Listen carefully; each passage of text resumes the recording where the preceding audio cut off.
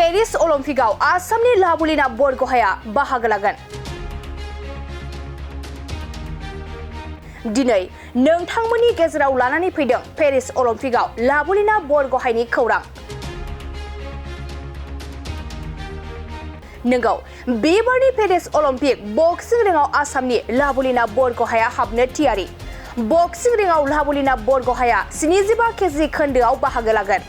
Paris Olympic बक्सिं रिंआव लाबुलिनानि गिबि बेरेखाया जागोन नरवेनि सुनिवा हबस्टेड आरो लाबुलिनाया जुदि सुनिवाखौ फेजेनोब्ला राउन्ड 6 दावगानो हागोन आरो बे बक्सिं बादायलायनाया दिनै बेलासिनि 3:50 रिंगायाव जागायगोन होनना बे समाव खौरां मोननाय जादों। लाबुलिना बरगहायखौ लानानै आसाम हादोरनि सुबुंफोरा गोथौ मिजिंथिदों। टकिअ अलिम्पिक बादायलायनायावबो लाबुलिनाया ब्रन्जनि मेडेल देरहानो हादों। हादरनि सुबुंफोरा लाबुलिना बरगहायनो गाहाम हामलायथि बावहरदों।